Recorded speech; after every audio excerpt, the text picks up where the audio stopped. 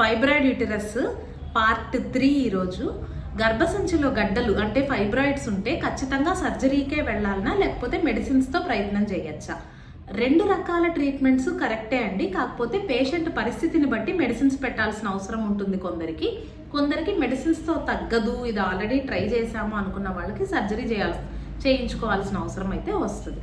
ఇప్పుడు ఒక ఎగ్జాంపుల్ చెప్తాను చూడండి. నిన్ననే ఒక పేషెంట్ వచ్చారు. ఆవిడ ఏంటంటే 11 సంవత్సరాలు అయింది పెళ్ళయ్యి. ఎన్నిసార్లు స్కాన్ చేయించుకున్నా కూడా గర్భసంచిలో గడ్డలు ఉన్నాయి అనేసి తెలిసింది. ట్రీట్మెంట్ తీసుకున్నారు, మెడిసిన్స్ తీసుకున్నారు, IUI చేయించుకున్నారు, అది చాలా పడ్డారు. కాకపోతే ఏమీ కుదరలేదు, అవ్వలేదు, ప్రెగ్నెన్సీ రాలేదు. సో ఫైనల్గా వాళ్ళు సర్జరీకి వెళ్ళిపోవాలి అని ఒక డెసిషన్కి వచ్చి లాప్రోస్కోపికల్లీ సర్జరీ చేయించుకున్నారు. చెన్నై వెళ్ళారు వాళ్ళు.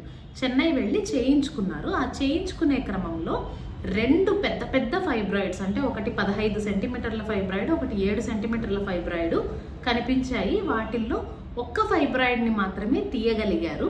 రెండో ఫైబ్రాయిడ్ ఇంకా అలానే ఉంది. ఎందుకంటే అది గర్భసంచికి వెళ్ళే బ్లడ్ సప్లై ఏదైతే ఉందో, రక్తనాళాలు ఏవైతే ఉన్నాయో దాని చుట్టూ పెరిగింది.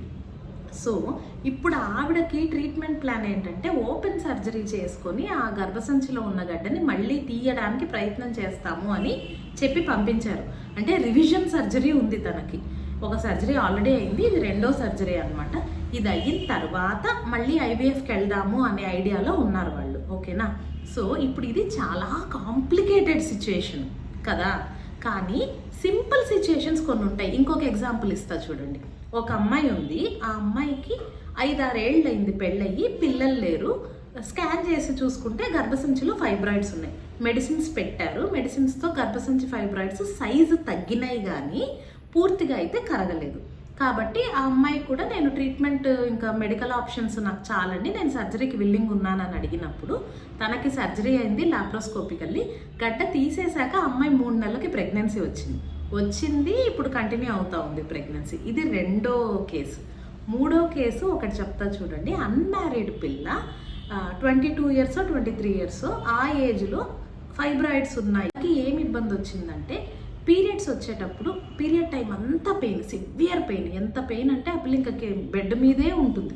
అంత పెయిన్ ఉన్న పిల్లకి ట్రీట్మెంట్ అంటే మనం ఒకటేసారి అన్మ్యారీడ్ పిల్ల కాబట్టి సర్జరీకి చేయటం వాళ్ళు విల్లింగ్ ఉండరు, మనము చేయలేము. సో మెడిసిన్ పెట్టి ఫైబ్రాయిడ్ ష్రింక్ అవుతుందేమో అని ప్రయత్నం చేయొచ్చు అనమాట. అంటే సైజు తగ్గే అవకాశం ఉంటుంది కాబట్టి అది ప్రయత్నం చేయొచ్చు. సో ప్రతి పేషెంట్ డిఫరెంట్, ప్రతి ట్రీట్మెంట్ డిఫరెంట్. ఇది ఎలా ఉంటుందంటే ఒక క్లాత్ తీసుకొని వెళ్ళి మనకి తగినట్టు మనకి డ్రెస్ కుట్టించుకోవాలంటే ఒక్కొక్కరికి ఒక్కొక్క రకంగా కుట్టాల్సి వస్తుంది కదా. అలానే ఈ మెడిసిన్ ట్రీట్మెంట్స్ కూడా అలానే ఉంటాయండి. మెడిసిన్స్తో కూడా ప్రయత్నం చేయొచ్చు, కుదరదు అనుకున్న వాళ్ళకి సర్జరీ కూడా ప్రయత్నం చేయొచ్చు. మీరు చేయాల్సిందల్లా కరెక్ట్ అయిన డాక్టర్ని చూస్ చేసుకోవడము. ఒకవేళ ఇక్కడ అవ్వదు, పెద్ద సెంటర్కి వెళ్ళండి అని చెప్తే సెర్చ్ చేసుకుని మంచి సెంటర్కి వెళ్ళడం. లాప్రోస్కోపికల్లీ పాసిబుల్ అవుతున్నాయి ఇప్పుడు చాలా ఫైబ్రాయిడ్స్, ప్రయత్నం చేయడంలో తప్పు లేదండి. సరేనా? ఇంకా ఏమైనా డౌట్స్ ఉంటే కింద కామెంట్ సెక్షన్లో పెట్టండి. నేను డౌట్స్ క్లియర్ చేస్తూనే ఉంటాను.